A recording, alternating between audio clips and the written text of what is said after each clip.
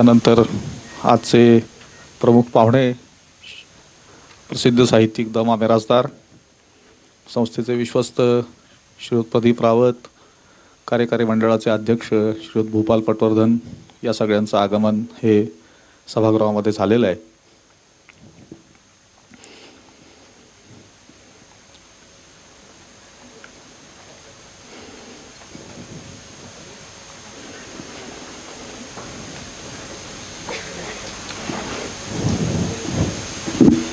आपण कृपया मंचावर स्थानापन्न व्हावं अशी विनंती आहे. डॉक्टर देगलूरकर आजचे आपले प्रमुख वक्ते, यांनाही विनंती आहे की त्यांनी मंचावर स्थानापन्न व्हावं.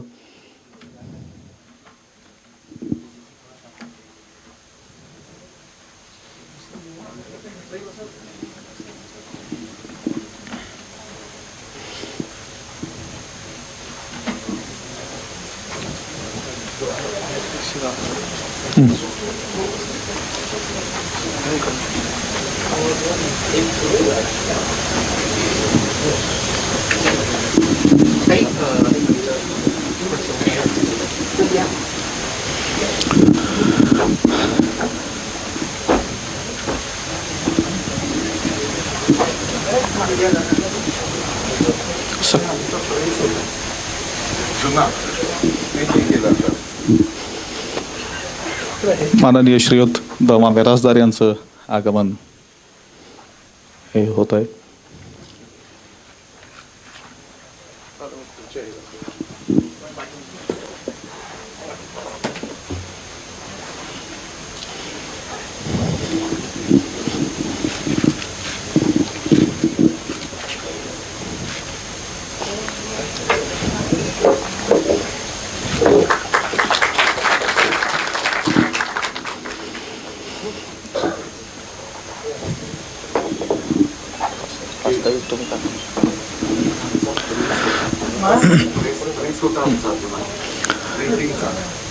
आपण सर्व उपस्थितांचं या कार्यक्रमामध्ये मी स्वागत करतो आणि संस्थेच्या आवारात प्रथमच इतक्या मोठ्या प्रमाणात भरणाऱ्या पुस्तकांच्या प्रदर्शनाचं तसंच संस्थेच्या ई ग्रंथालयाचं उद्घाटनाचा हा कार्यक्रम आहे. त्याचं प्रास्ताविक करण्यासाठी संस्थेचे मानद सचिव डॉक्टर श्रीकांत बहुलकर यांना विनंती करतो.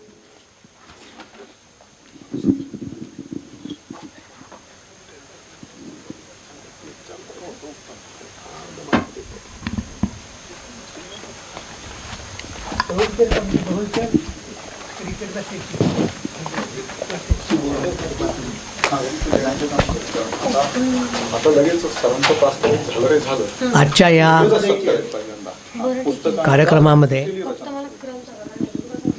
व्यासपीठावर उपस्थित असलेल्या माननीय महापौर सौ मुक्ता टिळक, श्री द मा मिरासदार, देगलूरकर सर, संस्थेचे विश्वस्त प्रदीप रावत आणि राहुल सोलापूरकर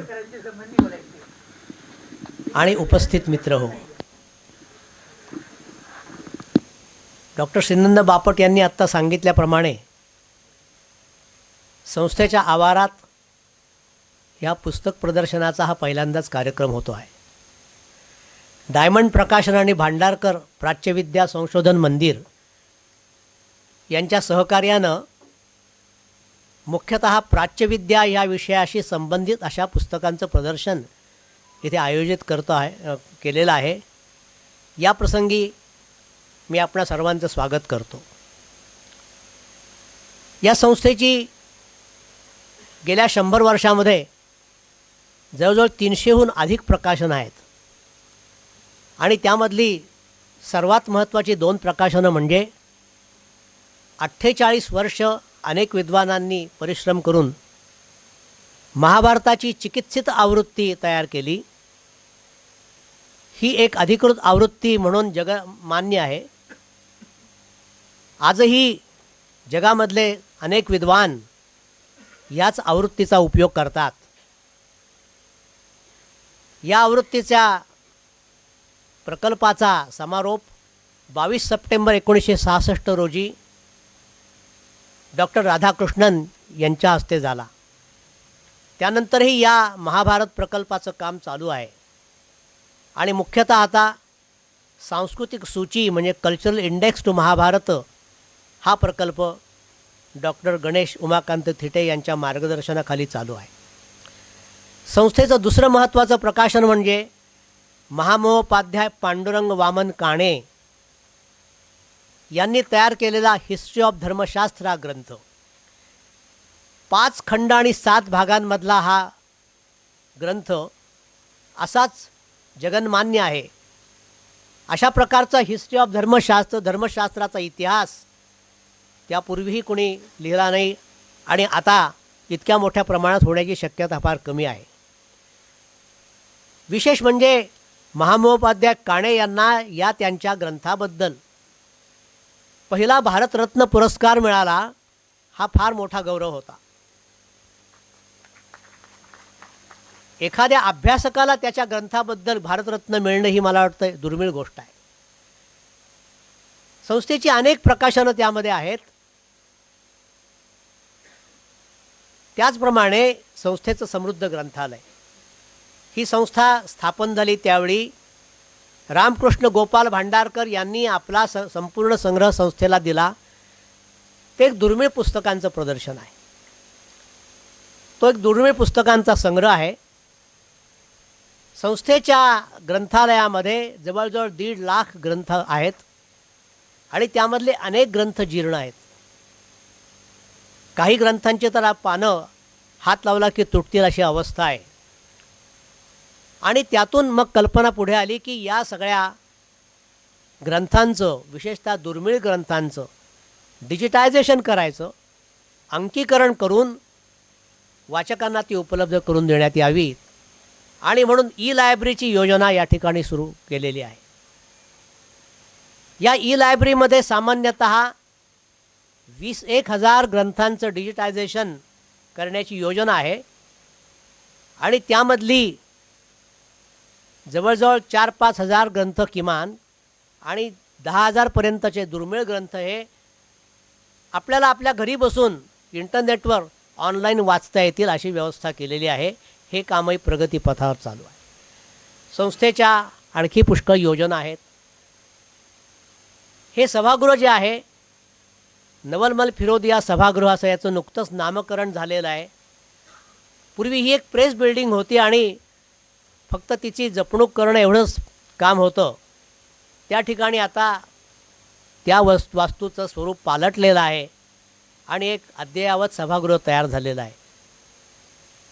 इन्फ्रास्ट्रक्चरल डेव्हलपमेंटसाठी संस्थेला निधी मिळतो आहे आणि त्यातून एक अभ्यागत गृह, त्याचप्रमाणे ग्रंथालयाचं नूतनीकरण करण्याची योजना आहे. कमीत कमी जागेमध्ये जास्तीत जास्त पुस्तकं कशी ठेवता येतील अशा पद्धतीने ती योजना असेल. या सगळ्यासाठी महत्त्वाचा यामध्ये जो भाग असतो तो संशोधन प्रकल्पांचा.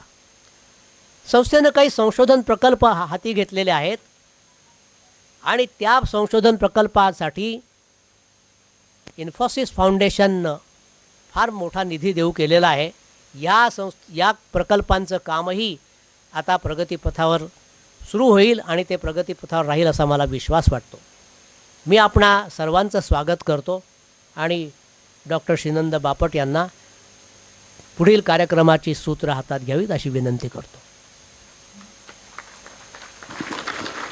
धन्यवाद सर. मंचावर उपस्थित असलेल्या मान्यवरांचं स्वागत करावं अशी मी विनंती संस्थेचे विश्वस्त श्रीयुत प्रदीप रावत यांना करतो. प्रथमतः पुणे महानगराच्या प्रथम नागरिक महापौर श्रीमती मुक्ता टिळक यांचं स्वागत त्यांनी करावं.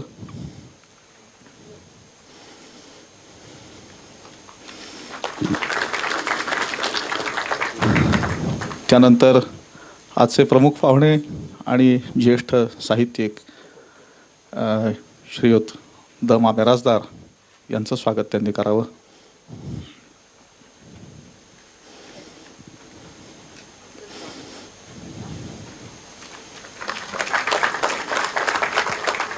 आणि आजचे वक्ते आणि मार्गदर्शक डॉक्टर गोबम देगलूरकर यांचंही स्वागत त्यांनी करावं अशी मी विनंती करतो.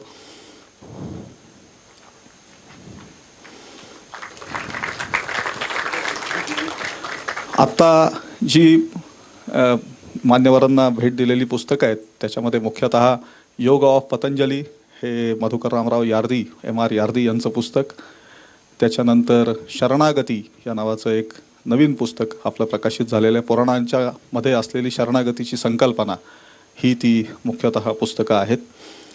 मी श्रीयुत प्रदीप रावत यांना विनंती करतो की त्यांनी आपलं मनोगत व्यक्त करावं. माननीय महापौर,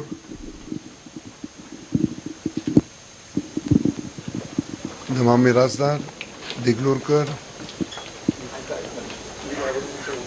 तुमचे सहकारी विश्वस्त राहुल सोलापूरकर, बौलकर सर, उपस्थित भांडारकरचे पदाधिकारी, भांडारकरवरती प्रेम व्यक्त करण्यासाठी मोठ्या संख्येने आपण सगळे जमलात. आपल्या सगळ्यांचं स्वागत. आपण इथे आल्यानंतर लक्षात आलं असेल की भांडारकर या संस्थेचा कायापालट चालू आहे आणि तो केवळ त्याच्या भौतिक स्वरूपात नाही, तर आमच्या सगळ्यांची अशी इच्छा आहे की भांडारकरला जसा एक उज्ज्वल भूतकाळ आहे तसा एक उज्ज्वल भविष्यकाळ पण असला पाहिजे आहे. आणि बदलत्या काळाबरोबर इथे मोठ्या प्रमाणावरती नवीन नवीन विषय संशोधनासाठी येतील, त्याच्यासाठी चेअर्स निर्माण होतील. आणि जगामध्ये जो ट्रेंड आहे रिसर्च इन्स्टिट्यूटचा की त्या ठिकाणी 75% काम हे रिसर्च चालेल, पण 25% हे अंडर ग्रॅज्युएट बरोबर तुमचा संवाद झाला पाहिजे. हे जगातल्या सगळ्या मोठमोठ्या महत्त्वाच्या ज्या युनिव्हर्सिटीज आहेत किंवा रिसर्च सेंटरमध्ये हे मॉडेल एक्सेप्ट केलं गेलेलं आहे. त्याचं कारण असं आहे की संस्थांचा जो जिवंत प्रवाह आहे तो जर चालायचा असेल तर सातत्याने नवीन पिढीशी त्याची नाळ जुळली पाहिजे आहे. आणि त्यामुळंच आपण आता असं ठरवलं आहे की या ठिकाणी देखील इंट्रोडक्टिव्ह कोर्स देखील इंडॉलॉजीचे सुरू करायचे. मोठ्या प्रमाणावरती तरुण पिढी इथं आली पाहिजे, या प्राचीन भाषा शिकली पाहिजे, त्यातले ग्रंथ अभ्यासले पाहिजेत. कारण आपल्या देशाचा हा प्राचीन वारसा जो आहे तो केवळ एक असा ज्याला आपण म्हणता येईल की आपल्याशी काही नातं नसलेला किंवा ह्यापूर्वी इथे आपल्या या देशामध्ये पूर्वी काहीतरी होऊन गेलं, जसं आता इजिप्तमध्ये आपण पाहू किंवा हे कोणीतरी इथं पूर्वी होते, आता आपण राहतो आहोत, पूर्वी कोणीतरी ते केलेलं आहे, पण त्याच्याशी तसं काही नातं नाही. भारताच्या बाबतीत तसं नाही आहे. आज भारतातला जो 21व्या शतकातला समाज आहे त्याचा जो चेहरा मोहरा आहे, त्याचं जे काही भलं बुरं भावविश्व आहे हे सगळं थेट ह्या त्याच्या प्राचीन वारशाशी निगडीत आहे. आणि त्या दृष्टिकोनातून हा एका अर्थाने आपलं वर्तमान समजून घेण्यासाठी करायचा प्राचीन वारशाचा अभ्यास आहे. तर याचं मोल फार महत्त्वाचं आहे.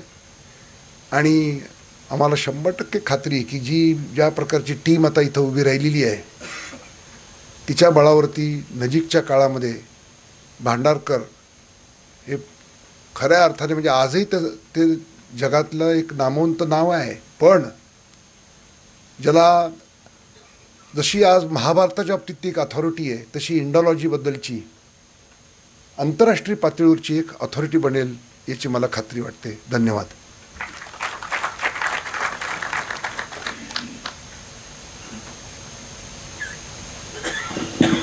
धन्यवाद सर. कार्यक्रमात पुढे जाण्याच्या पूर्वी सर्वांना विनंती आहे की कृपया आपले मोबाईल फोन्स हे सायलेंट किंवा खरं म्हणजे स्विच ऑफच ठेवावेत. आता ज्या प्रदर्शनाचं इथे उद्घाटन झालेलं आहे त्या प्रदर्शनामध्ये असणाऱ्या सर्व पुस्तकांवर 20% सवलत ही दिली जाणार आहे. आणि त्याचबरोबर भांडारकर इन्स्टिट्यूटची 2 महत्त्वाची प्रकाशनं म्हणजे महाभारताची संशोधित आवृत्ती संपूर्ण 19 खंडांची आणि हिस्ट्री ऑफ धर्मशास्त्र हे जे पुस्तक त्याच्यावर विशेष 40% सवलत ही दिली जाणार आहे. तर त्याचा लाभ आपण नंतर अवश्य घ्यावा. संस्थेच्या आजच्या कार्यक्रमाचा जो दुसरा महत्त्वाचा भाग आहे तो म्हणजे ई ग्रंथालयाचं उद्घाटन. तर ते उद्घाटन करण्यासाठी मी माननीय देगलूरकर सरांना इथे येण्याची विनंती करतो. आणि अर्थातच माननीय महापौर, सर्वच व्यासपीठावरील सर्वच. हां,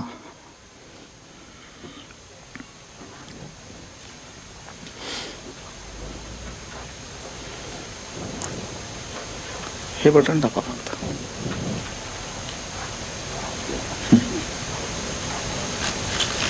हां बस.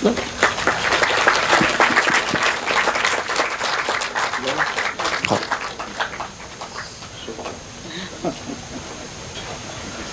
आपण पाहताय की या ई लायब्ररीवर आता 1001 पुस्तकं ही उपलब्ध आहेत आणि आता ती जगातून कुठूनही पाहता येतील आपल्याला. अत्यंत महत्त्वाची अशी निवडून काढलेली जुनी दुर्मिळ अशी पुस्तकं त्याच्यामध्ये आहेत.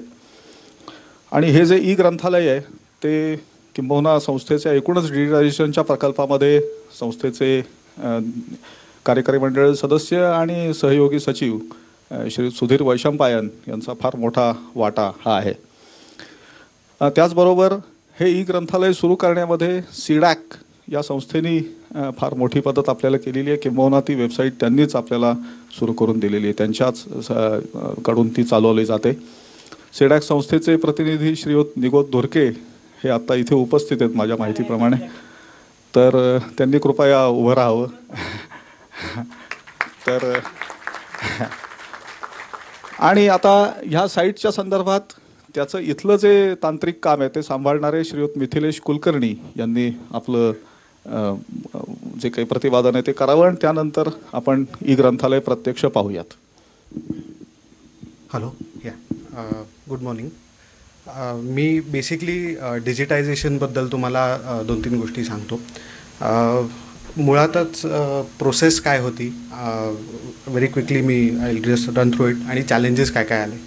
सो बेसिकली जसं बोलकर सरांनी सांगितलं, डिजिटायझेशन का करावं डिजिटायझेशन करावं ह्याचा निर्णय आम्ही का घेतला, तर बेसिकली जॉग्राफिकल बॅरियर्सच्या बाहेर म्हणजे out of Pune, out of India जर का लोकांना एखादं पुस्तक वाचायचं असेल संस्थेत असलेलं, तर ते ह्या माध्यमातून उपलब्ध करून द्यावं किंवा म्हणजे फॉर ऑल पर्पजेस त्यांनी इथपर्यंत यायचं आणि ते पुस्तक वाचायचं किंवा त्याच्यातनं काही शोधून काढायचं. ते थोडं that was the whole idea behind the whole project. ह्याच्याच बरोबरीने डिजिटल फॉर्ममध्ये आम्ही ही जी फाटलेली पुस्तकं आहेत किंवा ही जी जीर्ण झालेली पुस्तकं आहेत त्यांना प्रोटेक्ट आणि प्रिझर्व करायचा प्रयत्न केलेला आहे. याची प्रोसेस अशी होती की ह्याच्यामध्ये आम्ही 4 स्टेजेस ठरवल्या. प्रत्येक स्टेजला आम्ही क्वालिटी चेक दिला. सो पहिलं प्रोसेस स्क्रीनिंग होतं, कारण 1.5 लाख पुस्तकातनं आपल्याला प्रोटेक्ट करणारी, प्रिझर्व करायला लागणारी आणि त्याच्या पुढे जाऊन जी भांडारकरच्या वेबसाईटवर उपलब्ध असावीत अशी पुस्तकं शोधून काढायची होती.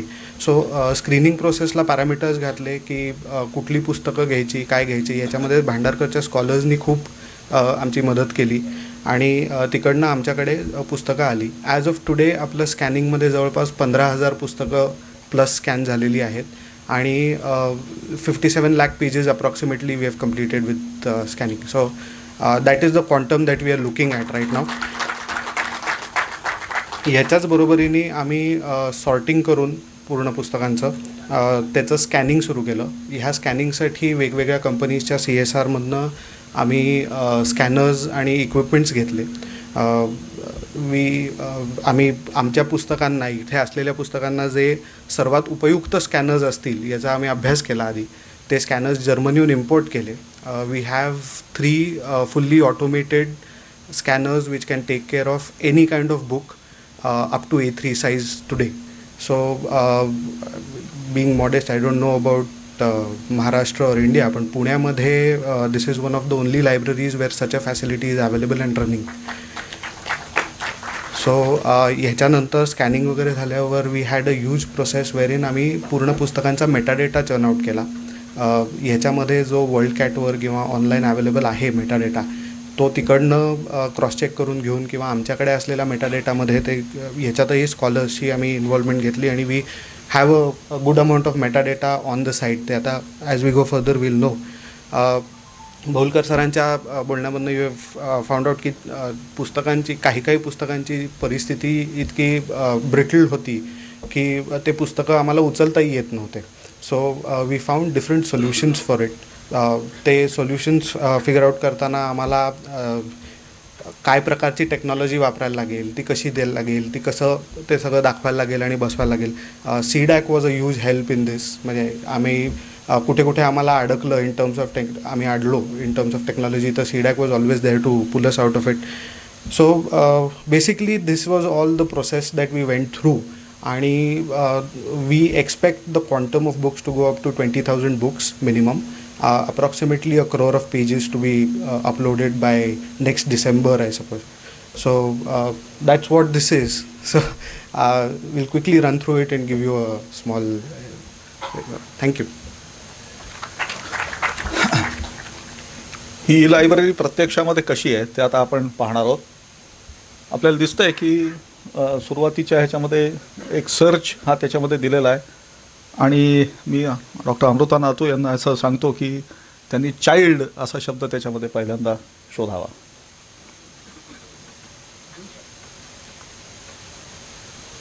तिकडे हे करायला लागतं. हां, आता हे गमतीदार पुस्तक आहे. म्हणजे गमतीदार याचा अर्थ महत्त्वाचं आहे ते आणि खूप अभ्यासपूर्ण पुस्तक आहे. Child in ancient India. साधारणपणे स्त्रियांच्या संदर्भातला अभ्यास केला जातो, इतरही काही सांस्कृतिक अभ्यास केला जातो, पण मुलांचा अभ्यास केलेलं अशी पुस्तकं माझ्या तरी पाहण्यात अजून कोण दुसरी आलेली नाहीत. तर हे अत्यंत महत्त्वाचं एक पुस्तक हे त्याच्यामध्ये आता दिसतंय आपल्याला. आणि पहा तिथे ॲरो दिलेला आहे, त्याच्यावर क्लिक केलं ते पुस्तक अजून ओपन होत आहे आणि ॲरो दिलेले आहेत, त्यांनी पुढे मागे त्याच्यामध्ये जाता येणार आहे.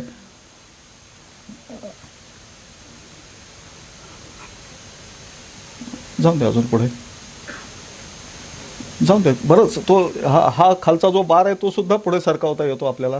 त्यामुळे त्यांनी सुद्धा पुस्तक एखाद्या विशिष्ट पानावर आपल्याला जर जायचं असेल तर ते जाता येतं. अर्थात तो मजकूर थोडासा यायला इथं वेळ लागतो आहे, कारण नेटवर्क हे थोडंसं त्याच्यामध्ये काही प्रश्न असू शकेल. त्यामुळे ह्या पुस्तकांवर चांगदेव 65 आपल्याला लिहिता येणार नाही हे मला कल्पना आहे. ती काही कोरी पानं नाही आहेत. त्याच्यानंतर आता आणखी एखादं पुस्तक जर चांगलं बघायचं तर नेताजी सुभाषचंद्र बोसांच्या वर लिहिलेलं एक संस्कृत काव्य आहे 1939 सालचं. तर ते आपल्याकडे आहे. त्याचं नाव आहे राष्ट्रसभापती गौरव. राष्ट्रसभा म्हणजे काँग्रेसचे अध्यक्ष राष्ट्रसभापती, त्यांचा गौरव. तर अशा प्रकारचं पुस्तक ह्याच्यामध्ये आपल्याला बघायला मिळेल.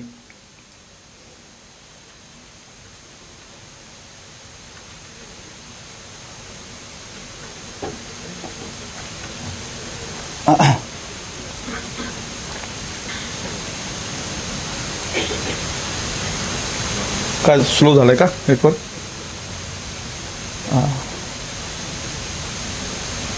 आहे करेक्टेड.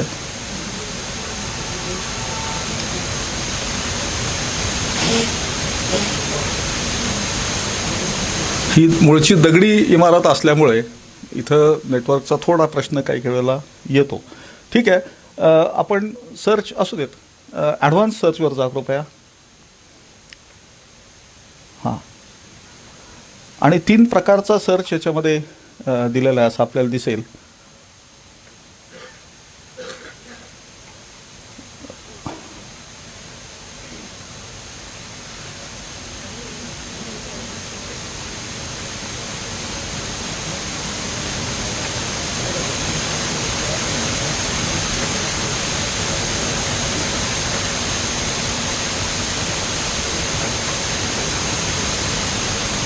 ठीक आहे, असू द्या. 3 प्रकारचा सर्च आपल्याला इथं दिलेला आढळेल. त्याच्यामध्ये त्याच्या ज्या काही वेगवेगळ्या एंट्रीज असतात, म्हणजे पुस्तकाचं नाव, प्रकाशक, त्याच्यानंतर स्थान, विषय वगैरे अशा सगळ्या हे त्याच्यामध्ये आहेतच.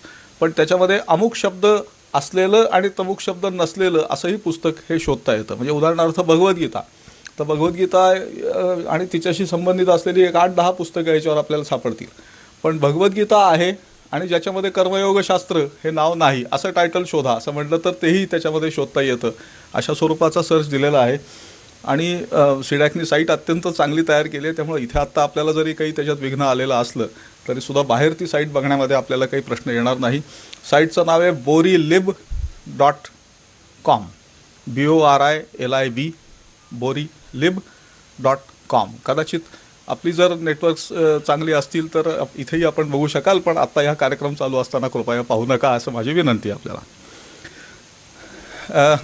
कार्यक्रमाला आत्ता प्रसिद्ध साहित्यिक श्री द.मा. मिरासदार हे उपस्थित आहेत आणि त्यांचा काही आपल्याला परिचय हा करून विशेष द्यावा असं नाही. त्यांची अनेक पुस्तकं, त्याचे आपण सगळेजण वाचक आहोत, त्यांच्या कथाकथनाचे आपण श्रोते आहोत, त्यांच्या चित्रपटांचे आपण प्रेक्षक आहोत आणि कदाचित त्यांच्यापैकी त्यांनी लिहिलेल्या अनेक एकांकिकांमध्ये आणि नाटकांमध्ये आपल्यापैकी काही लोकांनी कामही केलेलं असेल.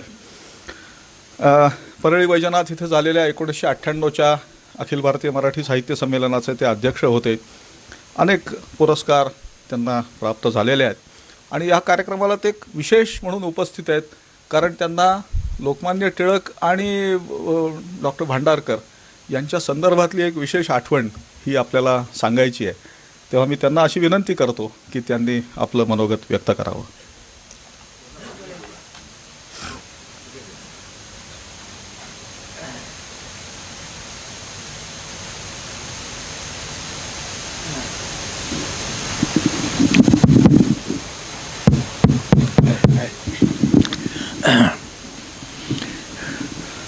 माननीय महापौर, संस्थेचे एक प्रमुख विश्वस्त राहुल सोलापूरकर, संस्थेचे इतर सर्व कार्यकर्ते आणि आमचे मित्र डॉक्टर गोपाळराव देगलूरकर साहेब आणि आपण सर्व उपस्थित श्रोते मंडळी,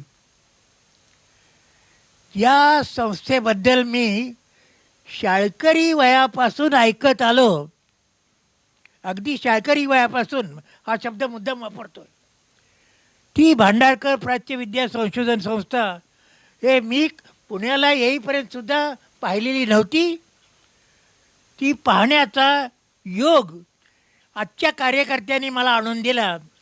या निमित्ताने याबद्दल पहिल्यांदा मी प्रथमतः आजचे सर्व कार्यकर्ते, प्रामुख्याने आमचे मित्र सोलापूरकर यांचे अगदी मनपूर्वक आभार मानतो. भांडारकर प्राच्यविद्या संशोधन ही जी संस्था आहे ही जुन्या ह्याचं संशोधन करणारी संस्था आहे. प्राच्यविद्या शब्दांचाच मुळाचा अर्थ आहे. यात गंमत अशी आहे की प्राच्यविद्यांचं संशोधन करणं हा विषय भांडारकरांचा जसा होता तसा लोकमान्य टिळकांचाही होता. लोकमान्य टिळकांचा होता. त्यांचा ओरायनसारखा ग्रंथ, आर्यांचं मूळ वसतिस्थान, अशी जी ग्रंथ सगळी आहेत त्याच्यावरून लक्षात येतं की टिळकांचा देखील अभ्यास होता आणि टिळक या विषयातले काही चांगले तज्ज्ञ होते सगळे. गंमत अशी होती, एक आठवण टिळकांच्या चरित्रात आहे की ही आठवण हे टिळकांचं हे माहिती असल्यामुळं आणि भांडारकरांचा हे ठिकाणचा कार्यक्रम माहिती असल्यामुळं टिळकांच्या अनुयायामध्ये एक वाद निर्माण झाला होता. त्यांच्या चरित्रात आहे, आठवणी आणि आख्यायिकामध्ये, की प्राच्यविद्येमध्ये जास्त ज्ञान कुणाचं, भांडारकरांचं का लोकमान्यांचं, असं त्या अनुयायामध्ये अशी वाद झाली होती. आणि काही जणांचं असं म्हणतं टिळकांचा अभ्यास जास्ती आहे. मग काय हा अभिमान टिळकांच्यावर त्यामुळं असेल, पण टिळकांचाच ते म्हणाले असं कशाला पाहिजे, आपण प्रत्यक्ष दादांनाच विचारूया, दादा म्हणजे टिळक. आणि म्हणून त्या अनुयायी मंडळी जी बसली होती ती म्हणजे दादा तुम्हीच सांगा, प्राच्यविद्येच्या बाबतीत, जुन्या संशोधनाच्या बाबतीत हा अभ्यास तुमचा जास्त आहे का भांडारकरांचा आहे? त्या आठवण अशी आहे, ते एक हसले. ते म्हणाले, हे बघा की ज्या वेळेला मी प्राच्यविद्येचा अभ्यास करीत असतो त्यावेळेला मला जर काही शंका आली तर ती शंका मी भांडारकरांना विचारतो. हे आठवण लोकमान्य टिळकांच्या चरित्र आणि आठवणीमध्ये आहे, मी वाचलेली आहे. तेव्हा भांडारकरांची योग्यता किती मोठी होती हे याच्यातून आपल्या सहज असं लक्षात येण्यासारखं असं. या बाबतीमध्ये अधिक काही सांगण्याइतकं नाही. भांडारकरांचं हे एक ही आठवण सांगितली तरी या क्षेत्रातली त्यांचं योग्यता जी आहे ती आपल्या सर्वांच्या लक्षात येईल. शेवटी पुस्तकांचं प्रदर्शन झालं या ठिकाणी. मी तर लेखक आहे आणि लेखकांचा आणि पुस्तकाचा संबंध हा अतूट संबंध आहे. पुस्तकं आधी का लेखक आधी असा वाद हा निर्माण होऊ शकतो होती. आणि लेखक आहे म्हणून पुस्तकं निर्माण होतात हे खरं आहे. तसंच पुस्तकं आहेत म्हणून लेखक निर्माण होतो हेही तितकंच खरं आहे. पुस्तकं जर नसतीच तर लेखक होणं फार कठीण आहे असं पुस्तकाचं. म्हणून पुस्तकं ग्रंथालय याचं महात्म्य कधीही कमी होऊ शकत नाही. म्हणून या निमित्ताने जे पुस्तकाचं प्रदर्शन झालं आहे त्याचं मी स्वागत करतो. ते उद्घाटन झालं असं या निमित्ताने सांगतो होतो. तेव्हा या निमित्ताने मला बोलवलं, ही संस्था पाहण्याचा योग आला आणि भांडारकरांच्या संबंधी 4 हजारार्थी शब्द मला बोलता आले याचा मला आनंद होतो. त्याबद्दल सगळ्या कार्यकर्त्यांचे मी मनःपूर्वक आभार मानतो आणि माझं भाषण संपवतो. धन्यवाद. पुण्याच्या महापौर श्रीमती मुक्ता टिळक ह्या कायमच इथल्या कार्यक्रमांना प्रोत्साहन देत असतात. यापूर्वीही त्यांनी संस्थेला भेट दिलेली आहे आणि आम्हाला इथल्या अनेक अडचणींमध्ये वेळोवेळी मदतही केलेली आहे. मी त्यांना विनंती करतो की त्यांनी आपलं मनोगत व्यक्त करावं.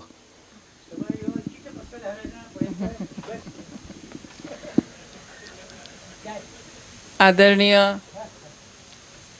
ज्येष्ठ साहित्यिक दमा मिरासदार श्री डॉक्टर देगलूरकर, श्री प्रदीप रावत, त्याचप्रमाणे राहुल सोलापूरकर, बहुलकर, या ठिकाणी उपस्थित असलेले संस्थेचे कार्यकारी मंडळाचे अध्यक्ष भूपाल पटवर्धन,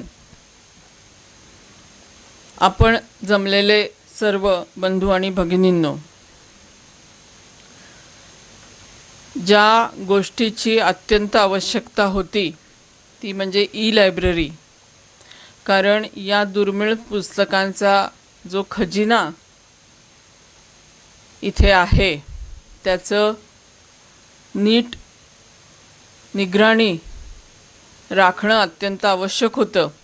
आणि आजच्या काळामध्ये नवीन तंत्रज्ञानाचा योग्य तो वापर करून आपण हे पुढच्या पिढीपर्यंत पोचवण्याचा जो प्रयत्न करतो आहोत त्या प्रयत्नांना इथे आपण सगळ्यांनी टाळ्या वाजवून दाद दिली पाहिजे.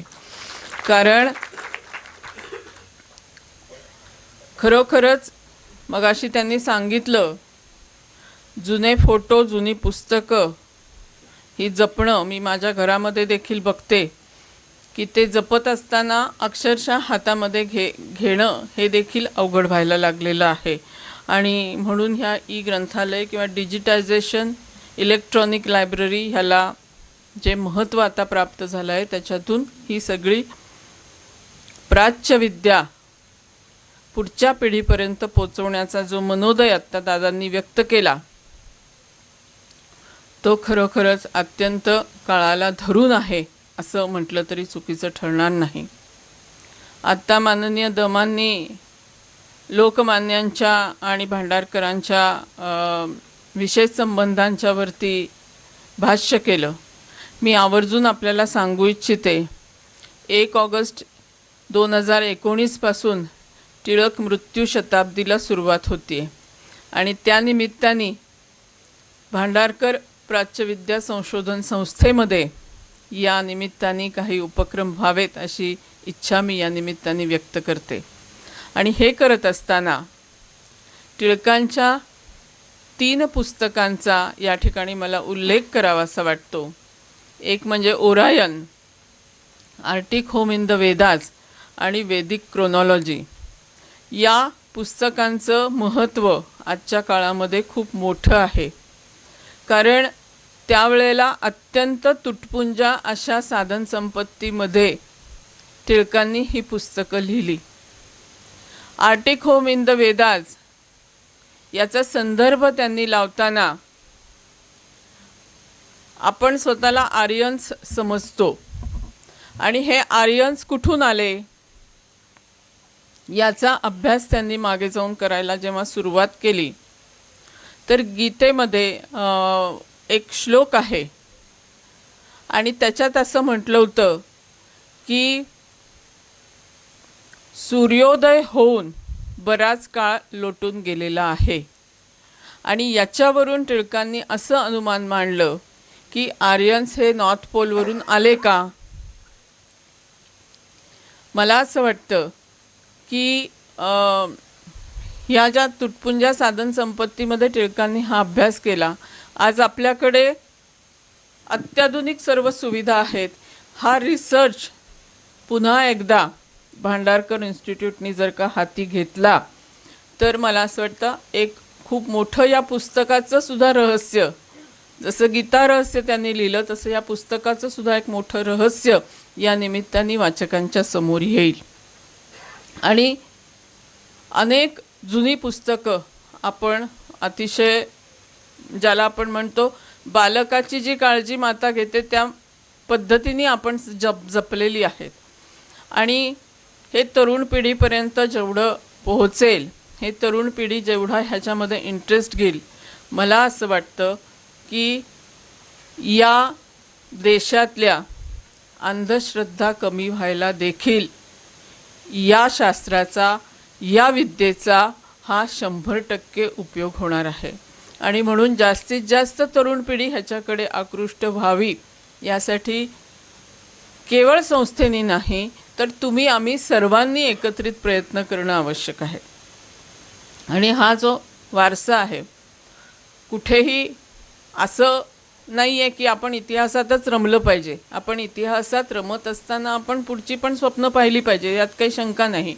परंतु त्या इतिहासाचं योग्य मूल्यमापन आणि त्याचा वापर आपल्या आजच्या, म्हणजे परवा पण एका ठिकाणी मी बोलले की वेगवेगळ्या ठिकाणी कार्यक्रमांना जात असताना कोणी मला बायबल दिलं, कोणी मला कुराण दिलं आणि असं मी हळूहळू ते वाचायला सुरुवात केली. पण ते वाचत असताना मला असं वाटलं की आपण आपले 4ही वेद पण एकदा वाचले पाहिजेत. आणि मला ते मराठीमध्ये उपलब्ध झाले आणि म्हणून मी आता ऋग्वेद वाचायला सुरुवात केली. तर प्रत्येक ठिकाणी माणसाने वागावं कसं याचं एक अत्यंत उत्तम, म्हणजे त्या काळामध्ये नागरिक तयार कसा, नागरिक शास्त्राची गरजच नाही, नागरिक तयार कसा व्हावा हे आपल्या वेदांमधनं इतकं परिणामकारकरित्या लिहिलेलं आहे. आणि आपण त्याचा खरोखरच योग्य पद्धतीने अभ्यास तर होणं आवश्यकच आहे, पण त्याचं आपल्या कृतीमध्ये देखील त्याचं परिवर्तन होणं आवश्यक आहे. आणि म्हणून याला देखील प्रोत्साहन आपल्यासारख्या संस्थांनी द्यावं असं मला या ठिकाणी वाटतं. आणि अतिशय आवश्यक असलेल्या अशा या ई-लायब्ररीचं आज उद्घाटन झालं. आणि त्याला अत्यंत हे सर्व मोठी माणसं की ज्यांचा खरोखरच या क्षेत्रामध्ये विशेष असा अभ्यास आहे, अशी माणसं या ठिकाणी आली. मी आवर्जून आपल्याला सांगू इच्छिते की महानगरपालिकेच्या माध्यमातून ज्या ज्या ठिकाणी तुम्हाला सहकार्य लागेल त्या त्या ठिकाणी आम्ही नक्की कटिबद्ध आहोत. एवढं बोलते आणि सांगते. धन्यवाद. जय हिंद, जय महाराष्ट्र. धन्यवाद. लोकमान्य टिळक हे या संस्थेचे आश्रयदाते पहिल्यापासून होते. आणि एक छोटीशी आठवण सांगितली, थोडासा वेळ घेऊन तरी सुद्धा ती योग्य ठरेल असं वाटतं. लोकमान्य टिळकांनी केसरी आणि मराठा या या आपल्या वृत्तपत्रांमधून पहिली 2 वर्ष संस्थेबद्दल काहीही लिहिलं नव्हतं, मुद्दामच लिहिलं नव्हतं की मग सरकारी परवानग्या वगैरे याला काही अडचण येऊ नये म्हणून, असं सांगून की मी नाही लिहिणार आहे सध्या. जेव्हा सगळ्या परवानग्या मिळाल्या आणि संस्था सुरू झाली त्याच्यानंतर त्यांनी त्याच्याबद्दल लिहायला आणि त्याचा गौरव करायला सुरुवात केली. लोकमान्य 1918 संस्थेमध्ये आले होते आणि तेव्हा ही जी मागची टेकडीची जागा आहे ती सगळी आपली होती. अर्थात बालभारती नव्हती, त्यामुळे ती जागा सरकारकडे होती. नंतर त्या एक्सचेंज झाल्या. तर संस्था पाहताना तेव्हा फक्त ही मुख्य इमारत आहे तेवढीच होती. तेव्हा त्यांनी विचारलं की ती मागची जागा कोणाची आहे. तर आपले बेलवलकर हे संस्थापक सचिव होते, ते म्हणाले की आपलीच जागा आहे ती. मग म्हणले इमारत तिथे का नाही बांधली. तर बेलवलकरांनी विचारलं की असं का म्हणता. तर ते म्हणले सामान्यपणे विद्वान लोक व्यायाम करत नाहीत, तर त्यामुळे ती टेकडी चढतानाच त्याला भरपूर व्यायाम होईल असं मला वाटतं. अर्थात तेव्हा टेकडी चढण्याची आवश्यकता होती, म्हणजे प्रत्यक्ष चढण्याची आवश्यकता होती. बेलवलकरही तितकेच खमंग होते. ते खरं म्हणजे 38 वर्षाचे होते त्यावेळेला.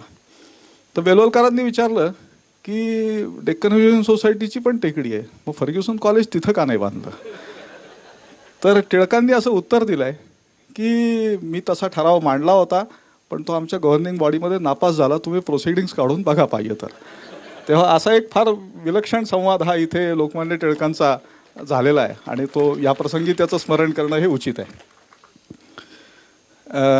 आता कार्यक्रमाचा पुढचा जो उत्सुकतेचा भाग आहे तो म्हणजे अर्थातच देगलूरकर सरांचं व्याख्यान.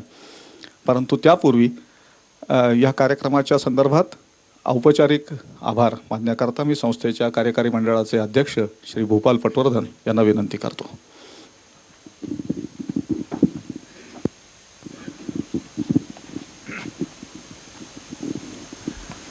माननीय महापौर मुक्ताताई, आदरणीय मिरासदार सर, आदरणीय देगलूरकर सर, हे या कार्यक्रमाला आज उपस्थित राहिले. तसंच या ठिकाणी वेरूळ हे एक अद्भुत शिल्प या विषयावर बोलण्याचं देगलूरकर सरांनी मान्य केलं, त्याबद्दल प्रथम मी त्यांचे आभार मानतो.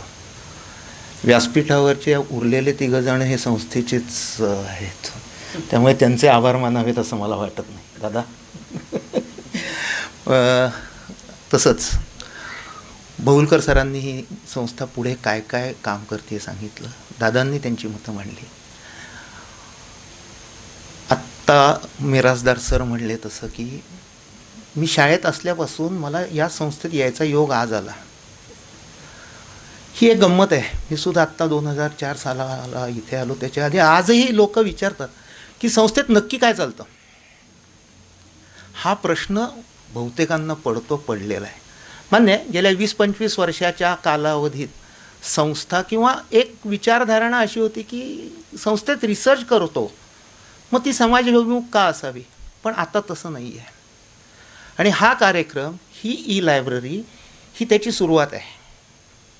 आज आमचं संपूर्ण टीम, ज्यात प्रदीपदादांनी पुढाकार घेतला आहे, आमचे श्रीनिवास कुलकर्ण्यांनी पुढाकार घेतला आहे, ही संस्थेत होणारं जे काही रिसर्च आहे हा लोकांपर्यंत जास्तीत जास्त कसा पोहोचेल याचा प्रयत्न आम्ही करणार आहोत.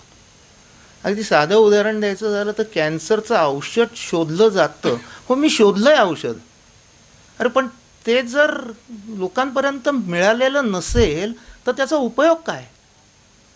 भंडारकर इन्स्टिट्यूटची 340 प्रकाशनं आहेत. आहेत, पण ती जर पोचली नसतील तर त्याचा उपयोग काय. आणि हा विचार ध्यानात घेऊनच आज आमची ही सगळी नवीन टीम आहे, यांनी स्पेसिफिकली असं ठरवलेलं आहे की आज इथे एवढे सर्वजण सरांचं भाषण ऐकायला आलेलं आहे. माझी विनंती आहे की संस्थेच्या प्रत्येक कार्यक्रमाला आपण यावं. संस्थेत होणाऱ्या निरनिराळ्या गोष्टीत आपला सहभाग असावा. जेवढी संस्था लोकांपर्यंत पोचेल तेवढा संस्थेतला रिसर्च वाढेल. या भूमिकेतनं याच्यापुढे संस्थेचं कामकाज चालणार आहे. आणि त्याच दृष्टीनं आपण दादांनी मगाशी सांगितलं तसं की 75% रिसर्च असेल तर 25% त्यात शिक्षणही आहे. आणि हे शिक्षण असं नाही होणार आहे, म्हणजे काही निश्चित आहे की ते पोस्ट ग्रॅज्युएशन लेवलचं असेल, पण काही बेसिक लेवलचे. इंडॉलॉजी म्हणजे काय ह्याच्याबद्दल प्रत्येकाला उत्सुकता आहे. आज IT मध्ये काम करणारी निरनिराळी तरुण मुलं आहेत, त्यांना आपलं मूळ काय आहे याची माहिती हवी असते. ती त्यांना योग्य पद्धतीने मिळत नाही. हा कोर्स संस्था करणार आहे. आत्ता येताना देगलूरकर सर आणि मी बोलत होतो की गाईड, आपण निरनिराळी देवळं आहेत. आज अंकोरवाटसारखी इंडोनेशियात आहेत, चीनमध्ये काही लेणी सापडली आहेत, त्या ठिकाणची माहिती योग्य पद्धतीनं देणारी एक पिढी आज आपल्याकडे आहे का, तर नाही आहे. कालच बोलताना मला राहुल सोलापूरकर सर म्हणले, सर कुठला हो किल्ला. आपलं पाणी ओतलं होतं त्यात आमिर खानने उडी मारली.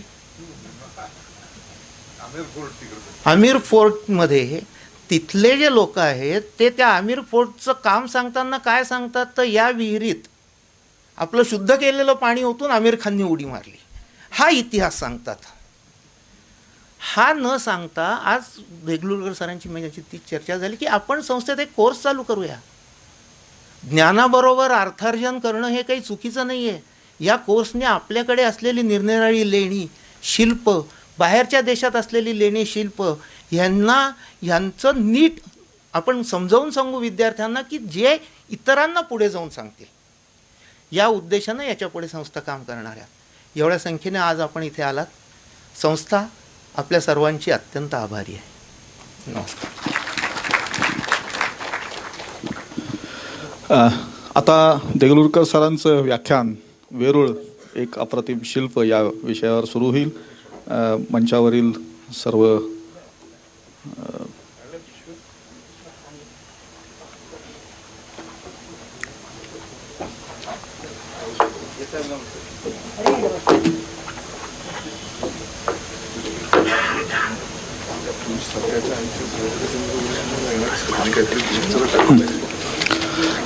आता जे प्रदर्शन आपल्याकडे भरलेलं आहे डायमंड पब्लिकेशन्स आणि भंडारकर इन्स्टिट्यूट यांच्या संयुक्त विद्यमानी, त्याच्याबद्दल मगाशी मी आपल्याला सांगितलंच आहे.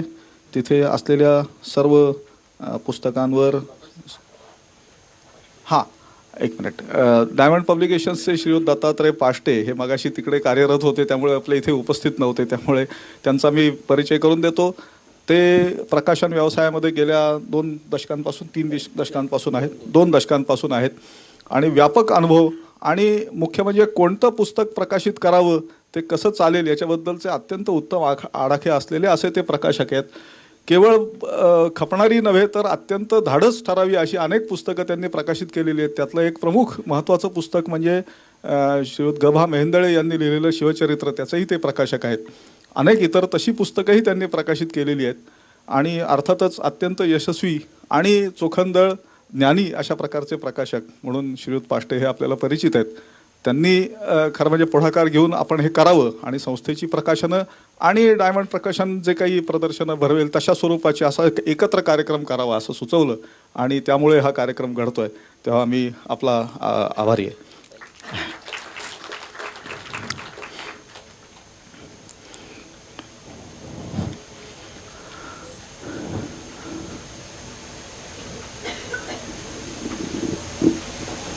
मी देगलूरकर सरांना अशी विनंती करतो की त्यांनी आपलं कैलासाच्या संदर्भातलं व्याख्यान सुरू करावं. आपण तिथून बोला, हे इथून ऑपरेट करतील.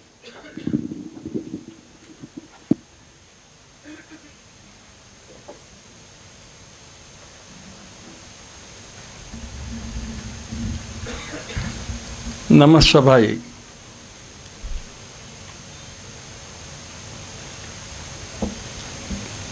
आश्चर्याचा एक धक्का मला बसला तो असा, माझा समज असा होता की उद्घाटनाच्या कार्यक्रमाला आपण सर्वजण आलात, पण वेरूळ करता आलात हे आपल्या आत्ताच्या उपस्थितीवरनं जाणवायला लागले. चांगली गोष्ट आहे. एक अद्भुत, अप्रतिम, अतुलनीय, अद्वितीय असं आश्चर्य आपण आज पाहणार आहोत कैलासाच्या द्वारे. अनेक गोष्टी कैलासाबद्दल सांगितल्या जातात. एक गोष्ट अशी की एका राणीच्या हट्टामुळं कैलास निर्माण झाला. खरं खोटं आपल्याला माहिती असत नाही, कारण इतिहास त्याच्याबद्दल मूक आहे. पण एक गोष्ट तितकीच खरी की जर स्त्रियांनी चांगल्या गोष्टी करता हट्ट केला तर असं काही अद्भुत घडू शकतं.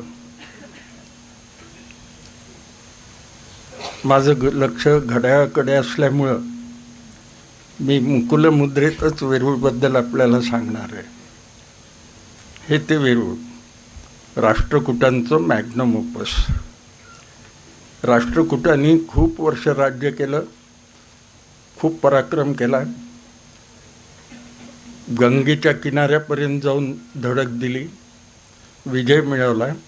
तिथल्या गंगा यमुना आपल्या वेरूळच्या लेणीत आणल्या शिल्पाच्या मार्गाने.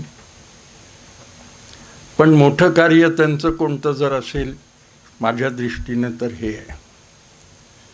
हे इतकं अद्भुत असं कार्य आहे त्यांचं की जगाला दिपवून टाकणार आहे. परवा कंबोडियाला गेलो, एक इटालियन शास्त्रज्ञ भेटले, विद्वान. ते दर 1-2 वर्षाला कंबोडियाला जातात अभ्यास करायला म्हणून.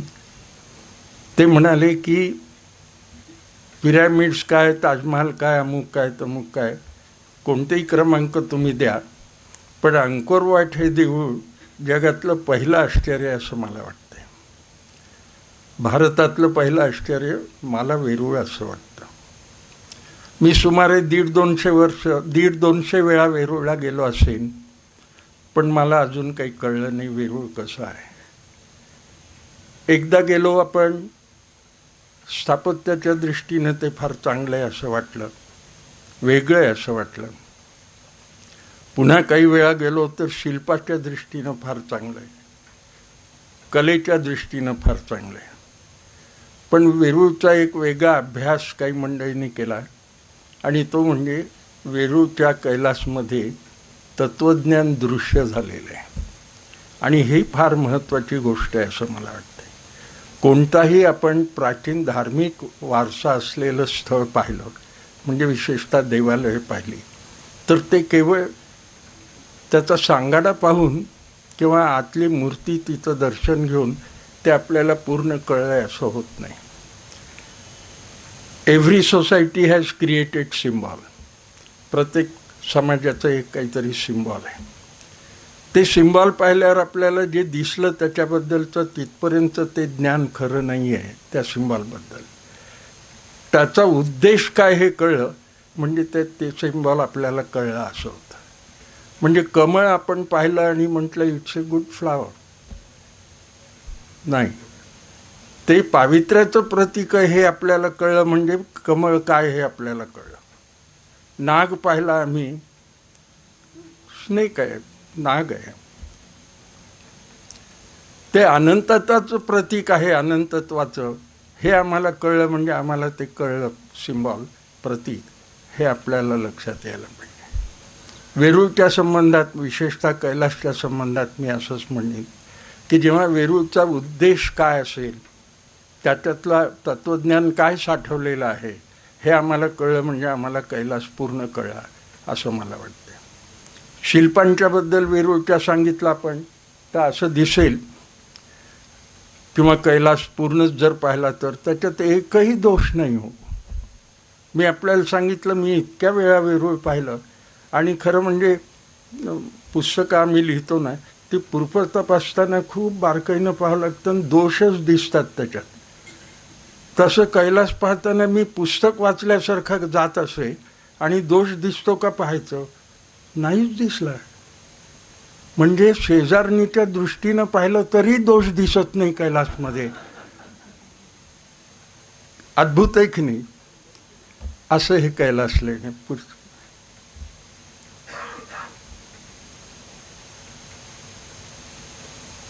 हे त्याचं तल विज्ञान आहे, तलदृश्य आहे. अशा प्रकारचं हे वेरूळ समोर आपल्याला पाहता आलं तर ते प्रवेशद्वार आहे, जिथं गोपूर म्हणतो आमचं, काळा स्पॉट चौकोनी दिसतो तो नंदी आहे, नंदी मंडप आहे, आणि पुढे कैलास मंदिर आहे. पुढे हे ते कैलास मंदिर. 90 फूट खाली गेले तर वरून कोरत कोरत खाली आलेले लोक आहेत, आणि आजूबाजूला केवढा प्रदेश आहे पहा. जवळजवळ 200 फूट लांब, 150 फूट रुंद आणि 90 फूट उंच असा हा कडा वरून कोरत ते आलेले आहेत. चिंचेच्या पानावर देऊळं बांधले, आधी कळस मग पाया रे, आधी कळस कोरला आणि मग पायापर्यंत ही मंडळी गेली. आश्चर्य त्याचं असं की ज्या पद्धतीनं आपण जायचा सराव असतो आपल्याला, त्याच्यापेक्षा वेगळ्या पद्धतीने जायचं म्हटलं की चुका होतात, अंदाज चुकतात. यांचं चुकलंच नाही. हे अद्भुत आहे. वरून कोरत आले, खाली कुठपर्यंत आपल्याला जायचं आहे याची कल्पना त्यांना आधी आलेली असणार. तो प्रस्तर कसा असेल, ॲमिग्डलाइड रॉक आहे तो कसा असेल, तो निर्दोष असायला पाहिजे, हे त्यांनी पाहिलं. पहा तुम्ही, संगमरवर असतो, तुम्ही शिल्प तयार केलं संगमरवरामध्ये आणि करता करता बरोबर नाकाच्या शेंड्यावरच जर तीळ आला तर तो पुतळा नीट होत नाही. इटालियन रॉक पाहिजे त्याला, मार्बल. या रॉकमध्ये काही दोष नाही, हे वरून ह्या मंडळींना लक्षात आलं. हे आश्चर्यच आहे की नाही पहा. आणि मग ते कोरत गेले आणि आमच्या संतांनी, मी आत्ताच एक उद्गार केला एकनाथांचा, चिंचेच्या पानावर देऊळ बांधले आधी कळस मग पायारे. किती यथार्थ वर्णन एका ओळीमध्ये संतांनी केलेलं आहे ते लक्षात आपल्याला येईल. हे कैलास लेणं आम्ही जेव्हा पाहतो तेव्हा लक्षात असं येतं की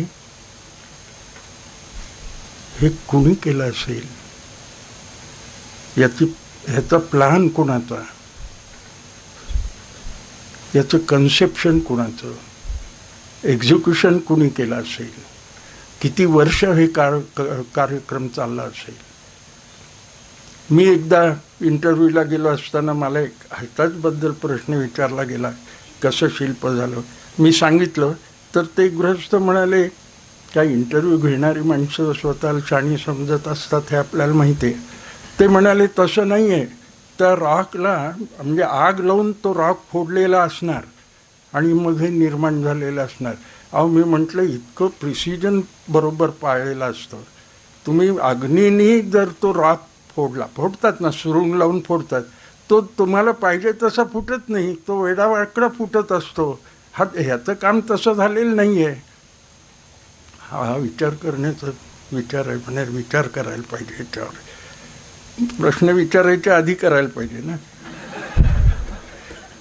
पण असो, तर अशा पद्धतीनं हे कोरत आले. छिन्नी आणि हातोडा, पहारीच्या साह्याने, ज्याला सबलही म्हणतात, त्याच्या साह्याने मोठा रॉक असा भोवतालचा त्यांनी कोरून काढलेला असणार.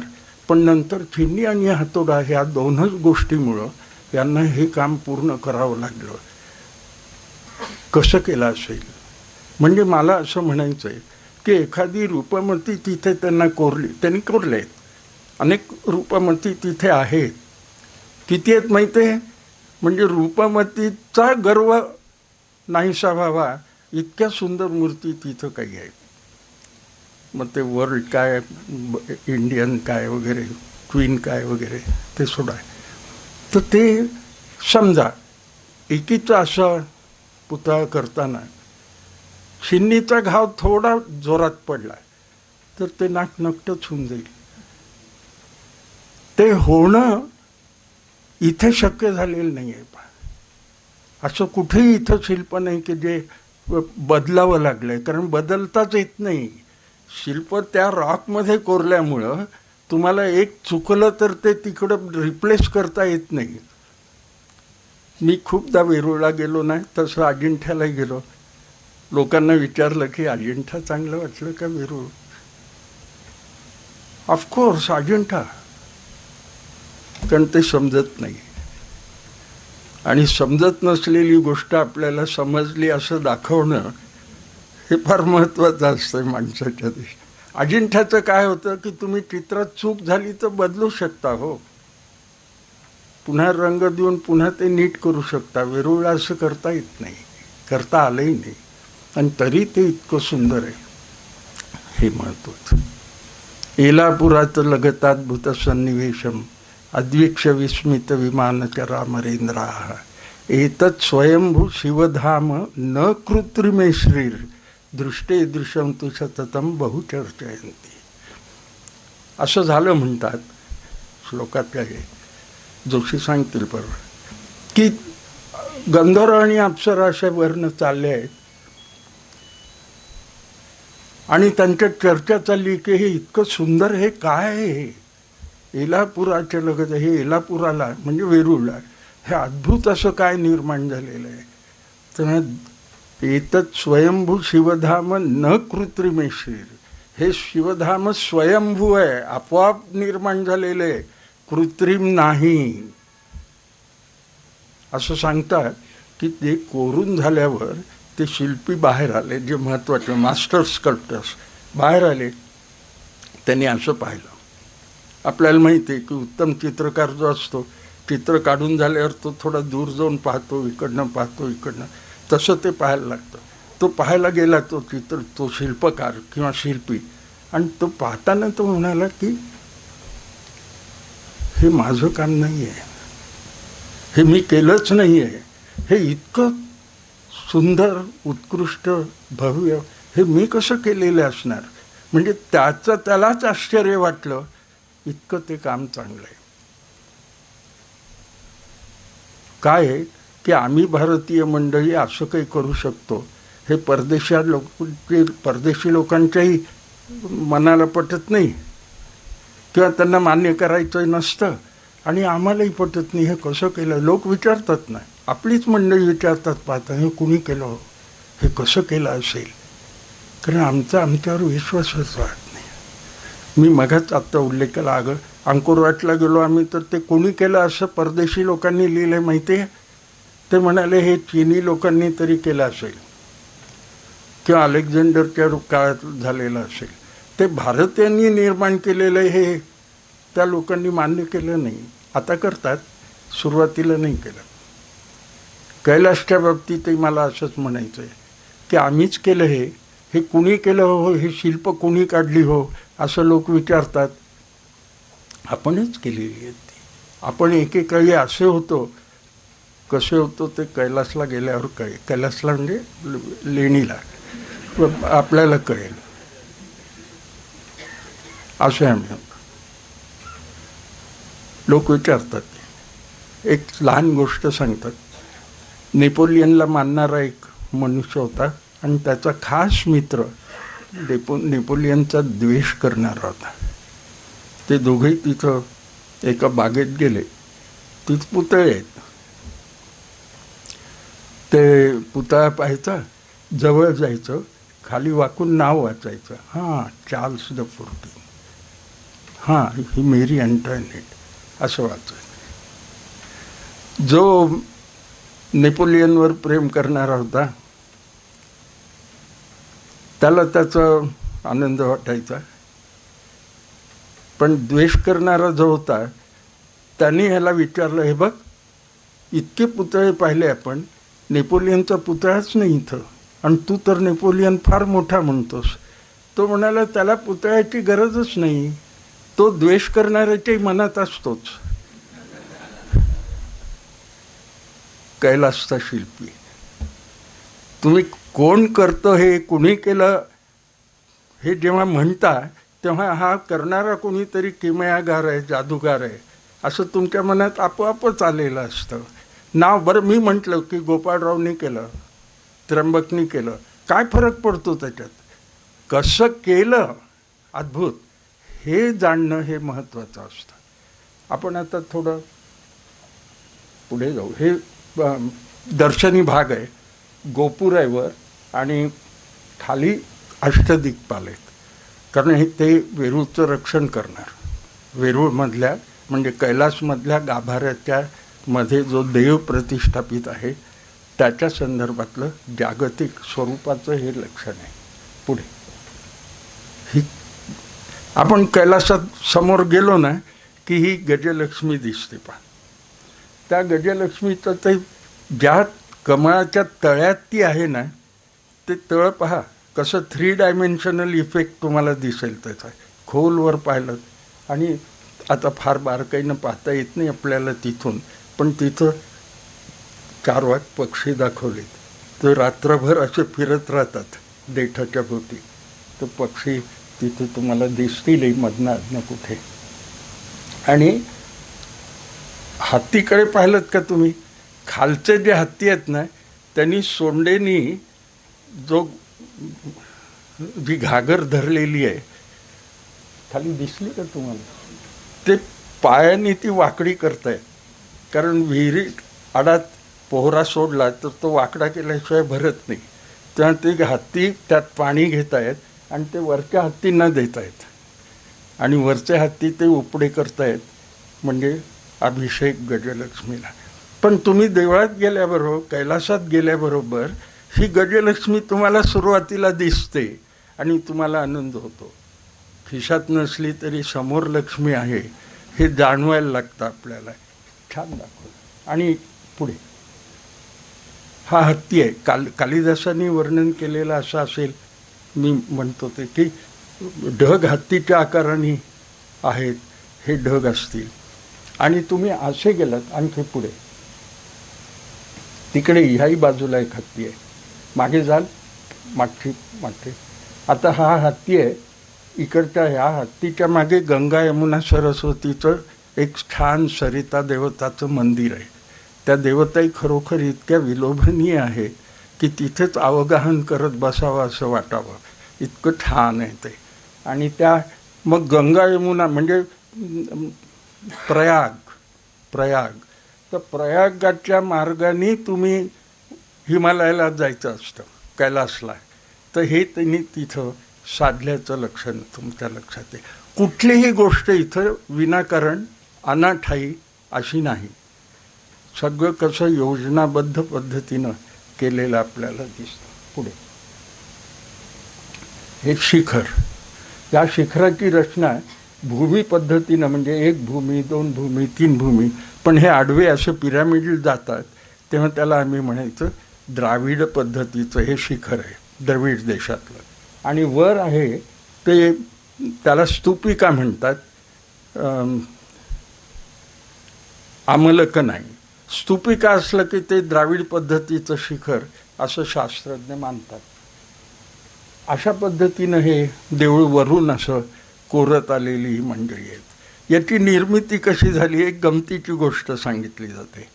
पल्लव आणि राष्ट्रकूटांचं वैर असायचं, अनेकदा हल्ले व्हायचे. राष्ट्रकूटांचा राजा कृष्ण पहिला, त्यांनी एकदा हल्ला केला पल्लवांच्या राज्यावर. तेव्हा त्याला खात्री होती की आपण जिंकणारच आहोत, कारण आधीच्या 2-4 लढाई जिंकलेल्याच आहेत. तेव्हा त्यावेळी तो म्हणाला की राणीला की तुम्ही आलात तर हरकत नाही, पल्लव देश पाहता येईल तुम्हाला. त्याप्रमाणे ही मंडळी गेली आहेत, हल्ला करतायत. हल्ला करून झाल्यावर पल्लवाच्या राणीनी राष्ट्रकूट राणीला म्हटलं की आता तुम्ही जिंकलंच हे खरं आहे, पण आमचं वैभव तरी पहा, आमच्या प्रांताचं, राज्याचं. ती एक एक देऊळ दाखवत गेली आणि कांचीचं कैलासनाथ देऊळ तिनं दाखवलं. आता ती हरलेली आहे, ती म्हणजे तिचा नवरा हरलेला आहे लढाईत, पण कैलासनाथ मंदिर पाहताना ती राष्ट्रकूट राणी अशी चक्रावून गेली.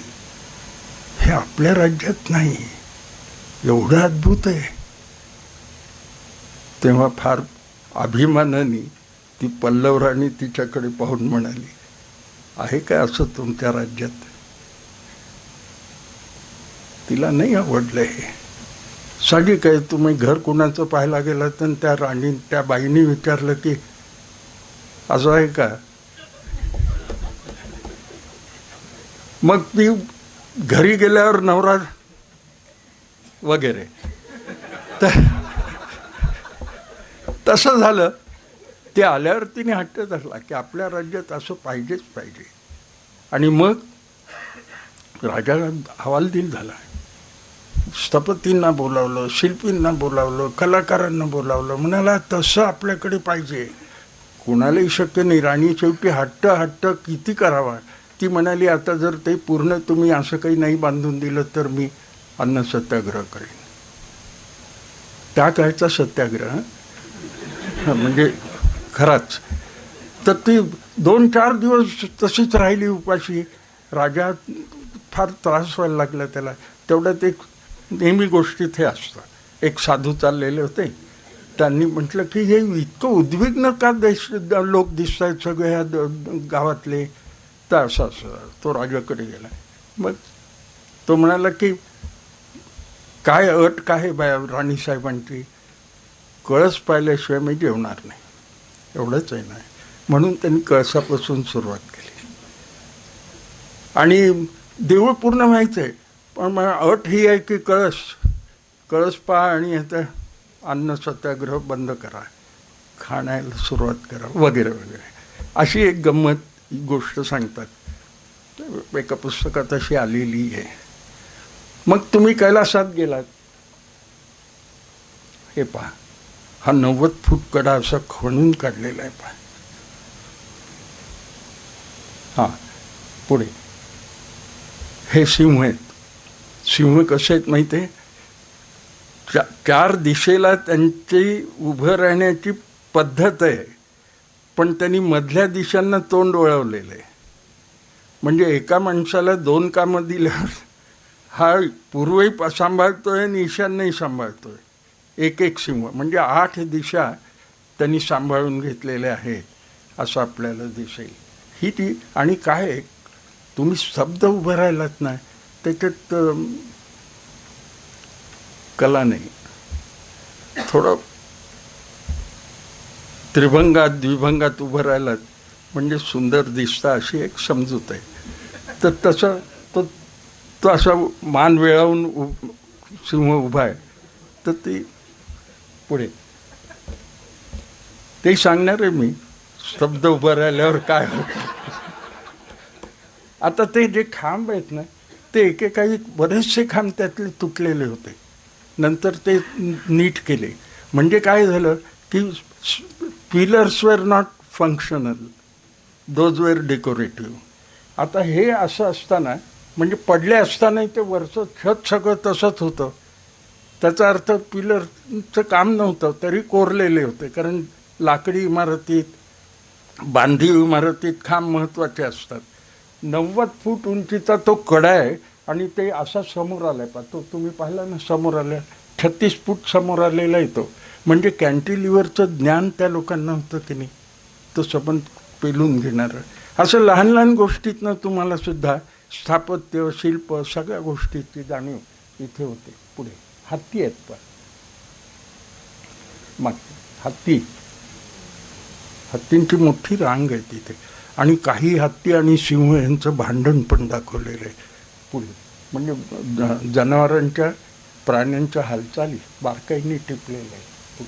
ही महिषासुर मर्दिनीचं शिल्प आहे. आता तो जो राक्षस आहे महिषासुर, तो कळावा म्हणून मनुष्य दाखवला आहे, पण कळावा म्हणून शिंग दाखवले आहेत. आणि ही सिंहावर बसून आलेली आहे महिषासुर मर्दी. तर ती हे शिल्प आणि दक्षिणेतलं शिल्प पल्लवांचं एकच आहे, सारखंच आहे. म्हणून आम्ही ते हे पल्लवांच्या प्रभावाखाली तयार झालेलं आहे, म्हणजे तोच काळ असावा असं समजलं. पुढे इथं रामायणाचे प्रसंग आहेत सगळे. अगदी सुरुवातीला हे महाभारताचे वरते रामायणाचे आहेत. तर आपण आदौ राम तपो वनादिगमनम हत्वा मृगम कांचनम वैदेही हरणम जटायुमरणम सुग्रीव संभाषणम, असं एक 8 ओळीचं रामायण आपण म्हणतो एका श्लोकाचं. ते बरोबर तसं केलेलं आहे. पहा, या श्लोकात आलेलेच प्रसंग त्यात कोरलेले आहेत. पण एक प्रसंग मला त्यातला फार आवडतो, पण तो अर्थात स्पष्ट दाखवता येत नाही. राम बसलेला आहे, सीता त्याच्या पुढ्यात आहे, मारीच्या समोर आहे वर हरिण. मी बोलताना असं बोट दाखवतो ते कुणाकडे म्हणून नाही, तर हां, तर ते मारी समोर आहे आणि सीतेने मान अशी वेळवलेली आहे इतक्या गोड पद्धतीनं की मी म्हणत असतो की मराठीत जर सीता बोलत असेल त्यावेळी तर ती म्हणेल मला हा हवा गडे. गडे शब्द नक्की त्यात असणार, कारण त्याच्याशिवाय राम असा बोलणार नाही. त्याला काही असो. आणि मग महाभारताचे प्रसंग आहेत, पण सगळे बारीक असल्यामुळे सांगता येणार नाही स्पष्ट, खूप आहेत. पुढे ह्या सप्तमातृका आहेत. आणि हे जे समोर ठेवलेले आहेत ना, याला द्रोणचिती म्हणतात. कैलासमध्ये आणि वेरूळमध्ये यज्ञाची कुंड आहेत. द्रोणचिती, कुर्मचिती, चक्रचिती असे. आणि त्या सप्तमातृका आहेत. आणि समोर त्या ज्या 3 बाया बसलेल्या आहेत त्यातली मधली जी आहे ना, मधली ती राष्ट्रकूटांची राणी आहे. कारण यज्ञ करायचा तर राणी शेजारी पाहिजे असते. पुढे आणि ह्या इथे पहा, हा कोपऱ्याला खाली खाली खाली कोपऱ्याला तो गणपती आहे आणि त्याच्या बाजूला काळ आहे. तो काळ आहे आणि त्याच्या काळाच्या खाली त्याचंही पोट रिकामं झालं आणि ह्या त्याच्या खाली 2 प्रेत आहेत. म्हणजे ते विवस्त्र आहेत. जसा आलास जन्माला तसा जाणार हे. आणि त्या काळाचं पोट रिकामं दिसतंय. म्हणजे किती पिढ्या रिचवल्या त्याने तरी त्याचं पोट भरत नाही हे दाखवलेलं आहे. आणि काळाकडे पण त्याच्या आता स्पष्ट आपल्याला दिसणार नाही, पण त्याच्या चेहऱ्यामध्ये करुण आहे. माणसं मृत्यूला का भीतात त्याला कळत नाही. सुंदर मी होणार, आता सुंदर मी होणार, नव्या तनुचे नव्या शक्तीचे पंख मला फुटणार, मरून झाल्यावर पुन्हा येतो मी, तेव्हा मला सुंदर शरीर मिळेल, सुंदर पंख फुटतील. ही भावना असताना ही माणसं रडतात का मृत्यूला? हा भाव त्याच्या चेहऱ्यावर. पुढे ही वेरूळमध्ये अनेक नृत्याचे प्रकार आहेत. हे ऊर्ध्वजानू नृत्य म्हणतो आम्ही. पुढे आणखी पाहणार आहोत. पुढे महिषासुरमर्दिनी आहे. काय इकडे जर महिषासुराचं तोंड असेल ना, म्हणजे दुर्गेच्या बाजूला, पायाच्या बाजूला, तर आम्ही 8व्या शतकाचं समजतो. आणि तिकडे आता तुम्ही सगळीकडे जेव्हा पाहता महिषासुरमर्दिनी, तेव्हा तिकडे सिंहाचं तोंड महिषासूर दाखवलेला असतो डावीकडे. म्हणजे तेव्हा तो 8व्या शतकाच्या नंतरचा शिल्पाकृतीचा आहे असं म्हणतो. पुढे हा रावण सीतेला पळवून नेतो रथातनं. सीता असहाय झालेली आहे, हात पसरलेले आहेत तिने. आणि जटायू आहे. जटायू रावणाच्या मांडीला टोचा मारतोय. सत्सद विवेक बुद्धी त्याची जागृत करण्याकरता म्हणून. आणि शिल्प चौकट पाहिलीत का तुम्ही? त्या चौकटीत हा रावण असा तिरपा दाखवलाय, सरळ दाखवलेलं नाही, तिरपा दाखवलाय. म्हणजे तो वेगाने जातो हेही दाखवायचं आहे. आणि अहंकारी मनुष्य सरळ दाखवता येत नाही, तो किती गोष्टी सांगता. हा पुढे हे तर शिल्प म्हणजे जागतिक स्पर्धेत पहिलं यावं असं शिल्प आहे.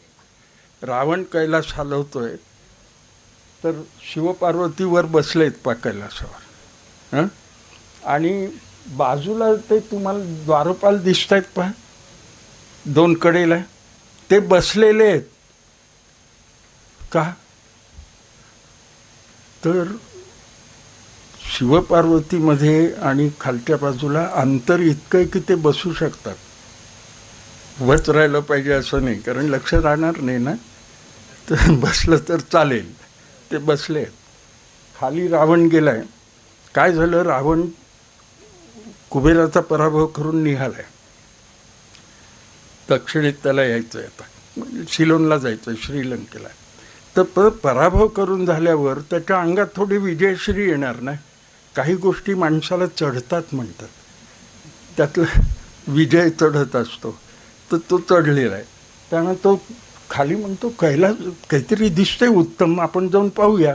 तो खाली आला. त्या द्वारपालांनी त्याला अडवलं. तो म्हणाला मला का नाही का अडवलं तुम्ही, का जाऊ देत नाही, परवानगी नाही. आता कंसातली गोष्ट सांगतो. शिवपार्वतीचं भांडण झालं होतं. ते दुसऱ्यानी पाहूने हे चाणक्य द्वारपालांनी लक्षात घेतलं, म्हणून ते रावणाला जाऊ देत नव्हते. शिवपार्वतीचं भांडण का झालं? कारण त्यांचं लग्न झालं होतं. तर ते अरे इतकं आवडलं तुम्हाला? अनुभव तर ते तो मग रावण कैलासाच्या खाली गेला आणि त्यांनी काय केलं, तो म्हणला मला राहू देत नाही, तो भाग ठेवू कशाला मी. तो सगळं कैलास हलवायला लागला. पार्वती भांडण झाल्यामुळे इकडं बसलेली होती तिच्या पोटऱ्या अशा आहेत एकावर एक ठेवलेले, आणि ती अशी बसलेली आणि ती सखीशी बोलत होती. सखी सांगत असेल कशाला भांडतेस रोज रोज, हे बरं दिसत नाही वगैरे वगैरे. तर ती धक्के बसायला लागल्याबरोबर सखी पळाली. तर सखी म्हणाव की काय माहीत नाही मला, मग संकट आल्यावरही पळून जाणार. तर ती पळाली. 65 अंशाचा कोन करून ती पळते पा. तिचं कबरी बंधन सुटलंय, वेणी सुटली आहे तिची पाठीवरची, म्हणजे किती वेगात पळते पा. आणि पार्वती बसलेली होती तशीच तिने शिवाच्याकडे झोकावून घेतलेलं आहे, आणि शिवाच्या दंडावर पार्वतीचा हात आहे. असा हात आहे, असा मुद्दाम धरला नाही तर असा असतो, मला वाटते, पण असा वाटतो. आणि भीतीने धरला नाही तर तो असा कसा तरी येतो. पार्वतीने भीती असल्यामुळं ती शिवाकडे गेली. अरे किती भांडण झालं तरी शेवटी तर ती गेली. पण शिवा शांत आहे. हे काय चाललंय, कसली गडबड आहे? याला आम्ही म्हणतो शांत रस. आता ह्या दगडाच्या पाषाणाच्या शिल्पामध्ये वीररस आहे रावणाचा, भयरस आहे त्या दासीचा किंवा पार्वतीचा. ते जे माकडं वगैरे तिथं बिभत्स आहे. आणि शिवपार्वतीचं निमित्त काही असो जवळ आलेले आहेत, शृंगार रस आहे. आणि शांत आहे शिव म्हणजे शांत रस आहे. तर इतके रस पाषाणात ना, अरे आमच्या चेहऱ्याला मला आणता येत नाहीत, तर पाषाणातनं हे या लोकांनी आणलं. अशी ती आता ह्या ती दासी पळते वगैरे, खोलात जास्त जात नाही. पण मग असं सांगतात की रावणाने मग त्याला कळलं की आपल्याला डांबून टाकलं शिवाने, आणि शिवाशिवाय आपल्याला कोणी डांबून टाकू शकत नाही. त्यामुळे मग रावणाने जटाकटा संभ्रम ब्रह्मणी नील्प निर्जरी धगत धगत धगत ज्वलला लाटपट्ट पावके अशी स्तुती सुरू केली. स्तुतीला हो भाळणार ना कोणी. आणि खरी आहे ही, खोटी असती तर गोष्ट वेगळी, खरीच. तेव्हा शिवानी त्याला वीणा दिला अशी एक कथा आहे, किंवा तलवार दिली अशी एक कथा आहे, पुराणात आलेली कथा आहे. असं हे शिल्प आहे. इतकं सुरेख शिल्प, बोलकं शिल्प, भावरूप असलेलं शिल्प आपल्याला दुसरीकडे पाहायला मिळणार आहे. काय जादू असेल, काय कला असेल ह्या शिल्पकारांची, किमया आहे. पुढे हे तांडव नृत्य, गजासुर वधाचं मूर्ती आहे गजासुरवधाची. इकडे गज आहे पा, राक्षस गज हातीच्या रूपात आलेला, आणि त्याला मारून शिवानी ते कातडं असं अंगावर पांघरलेलं आहे, छत्रासारखं दिसलं तुम्हाला. शिवाचा पाय असा खाली दाबलेला आहे आणि मूठ अशी वळलेली आहे. म्हणजे मी आता शिवाचा ह्या गजासुराचा वध करणारच आहे, निश्चय आहे, खात्री आहे शिवाला. आणि तिकडे पार्वती बसलेली पाहिलीत तुम्ही. काय झालं की शिवा असं काहीतरी पराक्रम करायचे आणि घरी आल्यावर सांगायचे काय असं केलं तसं केलं. एकदा पार्वती म्हणाली की सारखं तुम्ही हे सांगताय, माझी खात्री नाही मला. असे का आपल्यावर खात्री नाही ना, तर माझी खात्री नाही. मी आता एकदा पाहणारच आहे तुमचा पराक्रम, त्याच्याशिवाय नाही. शिव म्हणतो आता चला, ह्या गजासुराचा वध करायलाच मी निघालोय, या. तिथं तिला स्पेशल सीट दिली आहे, मोढा दिला आहे, बसली आहे पार्वती. आणि तिचे पाय कुठे आहेत पाहिले, बाजूला आहेत. शिवाचा हा पराक्रम पाहून पार्वती घाबरली आणि ते सायन्सचे वर्ग असतात ना, असे हे उतरते, फिजिक्सचे वगैरे प्रयोगशाळा तसे ते पायऱ्या असतात. आणि शेवटी मुलगा सरांचं लक्ष नाही असं पाहून हळूहळू सरकतो दारापर्यंत, पाय तिकडे करतो आणि मग पळून जातो. पार्वती तशा अवस्थेत आहे, ती निघाली आता जायला. शिवाला माहिती आहे की घाबरणारही, शिवाचं लक्ष असतंच. तो तिची हनुवटी धरून असो, आता पराक्रम पाहायचा आहे ना,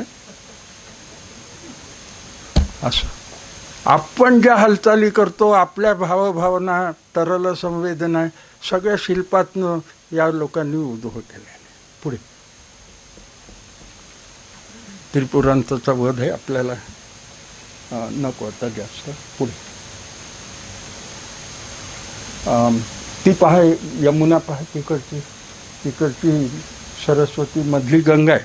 गंगा उभी आहे आणि त्या कशा मिळतात पा येऊन, अशा त्रिभंगात दाखवलेत. प्रत्यक्ष शिल्प पाहिलं ना तर वेडावून झालं, इतकं सुरेख शिल्प आहे ते. करभूप मांड्या, करभूप उरू वगैरे, आता वर्णन नको करायला. पुढे हे Ravan offering his heads. Ravan मग शेवटी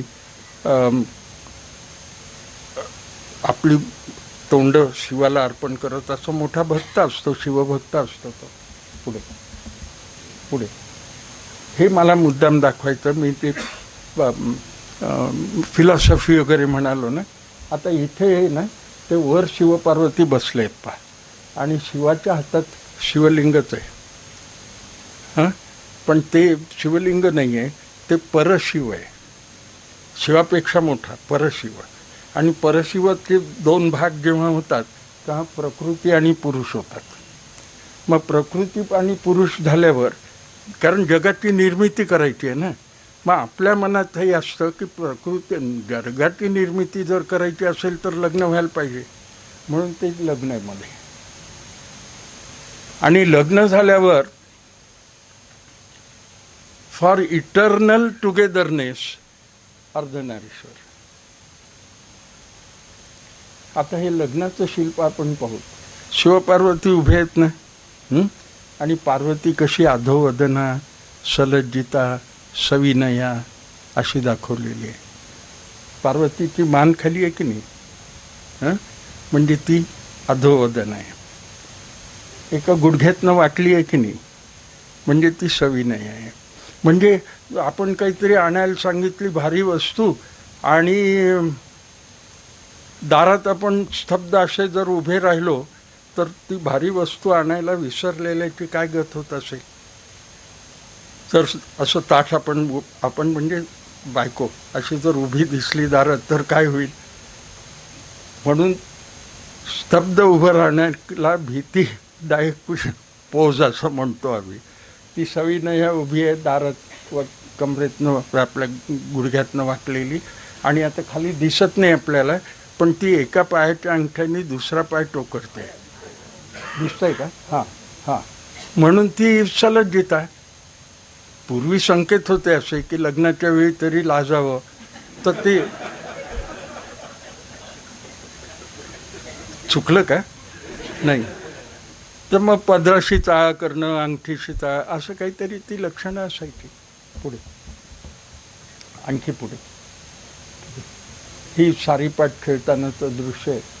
आणि पहिला डाव पार्वती जिंकते, आणि मग त्या पहिल्या डाव्यात नंदी लावलेला असतो डावाला, तर त्या नंदीला घेऊन पार्वतीच्या सख्या निघालेले असतात. आमचे एक मित्र आहेत राहुल देशपांडे म्हणून, त्यांनी ह्याच्यावर हां पाशुपत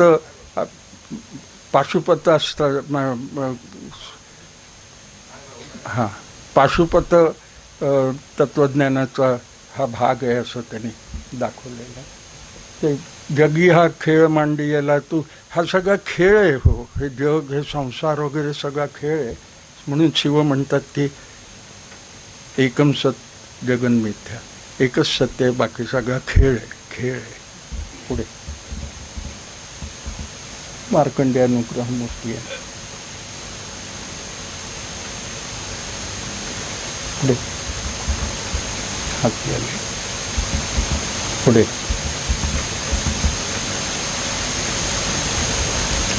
असं हे कैलास आहे. कैलासाला वर्णन करायला शब्द नाहीत. आमचे राहुल सोलापूरकर एका शब्दामध्ये इकडे आसू इकडं हसू आणू शकतात भाषणामध्ये. आम्हाला शिल्पातनं हे सगळं दिसत असलं तरी ते मांडता येणं अवघड आहे. एका अर्थाने हे सगळं शब्दातीत आहे असं म्हणता येईल. जन्मासी यावे काशी सजावे म्हणतात. काशीला अवश्यच जावं, पण वेरूळलाही जावं, कैलास पाहावं. कैलास पाहून झाल्यावर तुम्ही बाहेर पडलात म्हणजे ते आश्चर्य तुमच्या मनात इतकं साठवलेलं असतं की पुन्हा पुन्हा तुम्ही मागं वळून पाहता. जसं काही तुकाराम म्हणतात, कन्या सासुराशी जाई मागे वळून पाहे, तसं पुन्हा पुन्हा पाहता. चार्ल्स डिकन्सचं एक वाक्य आहे माझ्या मनात कोरलेलं. It is far far better thing that I do than I have ever done. Kailas पाहणं हे अत्यंत अवघड गोष्ट आहे जी मी कधीही केलेली नाही, पण आत्ता करतो आहे. It is far far better place that I have gone than I have ever gone. मी आत्ता कैलासाला गेलो, ही गोष्ट फार छान आहे जी मी कधीही केलेली नाही, पण आता जातो आहे. हे भाव मनात आपल्या कैलास पाहिल्यावर येत असतात. ते यावेत आणि आपल्याला असं लक्षात यावं. आता हे कैलास आपण पाहतो, स्थापत्य आहे, मंदिर आहे, मंदिरात देव आहे आणि देवाच्या भोवती परिवार आहे. म्हणून अनुभवामृतामध्ये असं म्हटलं, देव देऊळ परिवारू की जे काढून डोंगरू, ऐसा भक्तीचा व्यवहारू का न व्हावा. हे देऊळ कोरलं, देव कोरला, परिवार कोरला, हे सगळं एका पाषाणात केलं. मग आपल्याला असं का वाटू नये, देव आणि आम्ही एकच आहोत, अद्वैत आमच्यात का निर्माण होऊ नये, असं भाव कैलास पाहिल्यावर आपल्या मनात यायला हवेत. इथले शिल्प पुरुषांची असोत स्त्रियांची असोत का सुंदर आहेत. अगदी कुठेही डाग नसलेली काय आहेत, कुठेही दोष नसलेली काय आहेत. त्याची एक गोष्ट सांगतो थांबतो. काय झालं, ते गंधर्व अप्सरावरून चाललेले असताना ते म्हणाले की शिवानी आपल्याला सांगितले की सूर्यास्ताच्या आधी तुम्ही इथं पुन्हा कैलासला यायला पाहिजे. तेव्हा ते वरून जाताना त्यांचा एक मनुष्य म्हणाला, अरे लवकर जाऊया आपण. तर ते दुसरा गंधर्व म्हणाला, मग कैलासला जायचं नाही, हा काय दिसतोच आहे की खाली. म्हणून ते कैलासात आले आणि हे अद्भुत पाहताना इकडे तिकडे पसरले. काही स्त्रिया देव म्हणजे अप्सरा इकडे गेल्या, काही गंधर्व इकडं आले. सूर्यास्त झाला, त्यामुळे ते जसेच्या तसे दगडात थांबून राहिले. आता गंधर्व आणि अप्सरामध्ये दोष कुठं असणार. म्हणून ह्या शिल्पात वेरूळच्या तुम्हाला दोष नाही दिसणार. असं हे अद्भुत अद्वितीय पाषाण काव्य आहे, ते आपण पाहायला पाहिजे. पाहिलेलं नसलाल तर अवश्य जाऊन पहा. पाहिलेलं असेल तर पुन्हा प्रत्ययाचा आनंद घ्या. धन्यवाद.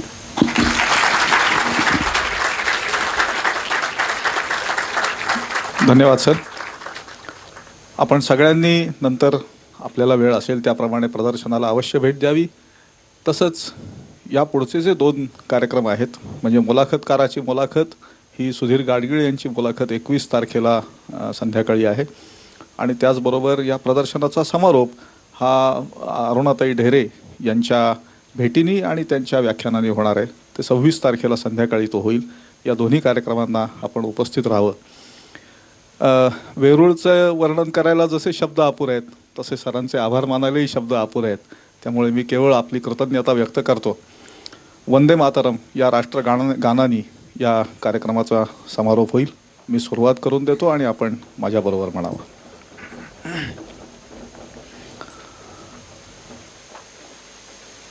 वंदे मातरम, वंदे मातरम, सुजलाम सुफलाम मलयज शीतलाम सस्य श्यामलाम मातरम, वंदे मातरम. शुभ्रज्योत्स्ना पुलकितयामिनीं फुल्लकुसुमितद्रुमदलशोभिनीं सुहासिनीं सुमधुरभाषिणीं सुखदां वरदां मातरं वन्दे मातरं वन्दे मातरम्.